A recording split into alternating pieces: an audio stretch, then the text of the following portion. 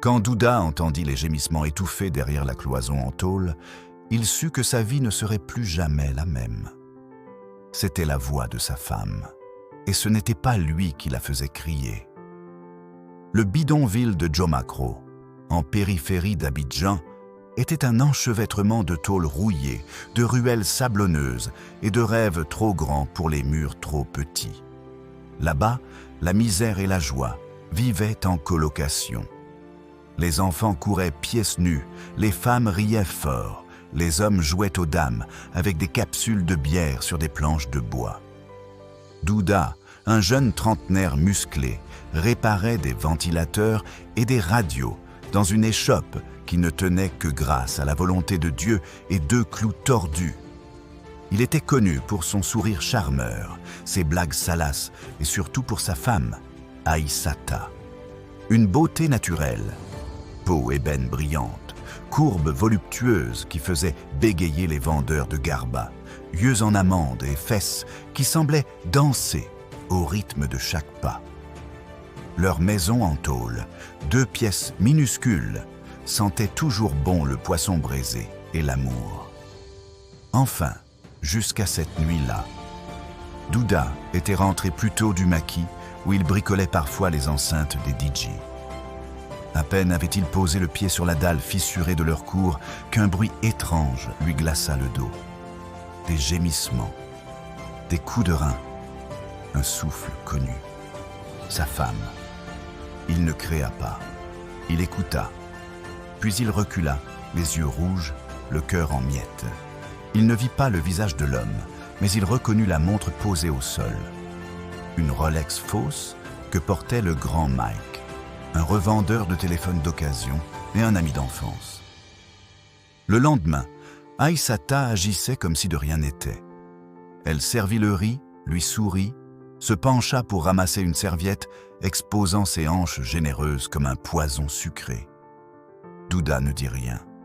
Il mangea, et il pleura en silence cette nuit-là. Il comprit rapidement ce qui se passait.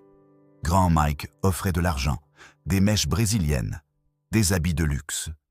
En échange, il profitait d'Aïssata, dans le dos de son propre frère de cœur. Le pire, le quartier entier le savait, sauf lui. Mais Douda avait une arme, la patience. Alors qu'il vivait ce drame, une autre femme entra dans sa vie, Adjara. Elle vendait du piment moulu et des tomates à côté de son atelier. Pas aussi flamboyante qu'Aïssata, mais douce, drôle, avec des yeux qui brillaient même sans lumière. Chaque matin, elle lui offrait un petit sachet d'attiéké. Chaque soir, il parlait. Petit à petit, elle recousait les morceaux de son cœur. Et un jour, sans un mot, elle l'embrassa. Ce fut tendre, chaud, vrai. Quand Douda confronta Aïssata, elle ne nia pas. Elle éclata de rire amer. « Tu crois qu'on vit d'amour ici? Regarde-toi, avec tes mains sales et tes rêves cassés. Mike m'a fait goûter à la vraie vie. Toi, tu n'as que ton tournevis. » Mais cette fois, Douda ne pleura pas. Il se contenta de ramasser ses affaires. Il partit vivre chez sa mère, au nord du quartier, loin du tumulte, près d'Adjara. 2 ans plus tard, Douda lança sa propre boutique de réparation. Grâce à l'aide d'un oncle en France et à l'intelligence d'Adjara, ils transformèrent leur échoppe en un petit magasin avec enseigne lumineuse, Technoland Djomakro.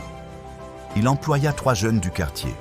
Il épousa Adjara sous un arbre géant, entouré des enfants du bidonville, avec du riz gras à volonté et de la musique coupée-décalée jusqu'à l'aube. Aïssata, elle, vivait désormais seule, après que Mike l'eut abandonnée pour une fille plus jeune. Elle vendait du savon devant la mosquée, regardant Douda passer avec un enfant sur les épaules, le cœur plein de regrets. Un jour, un jeune garçon demanda à Douda « Patron, comment t'as fait pour réussir ?» Et Douda répondit en souriant « Le bonheur, mon petit, ce n'est pas ce que tu trouves chez les autres, c'est ce que tu bâtis avec ceux qui croient en toi, même quand t'as rien. » Dans les ruelles sombres des bidonvilles, il y a aussi des étoiles. La loyauté, la patience et l'amour vrai sont plus brillants que tous les faux bijoux du monde.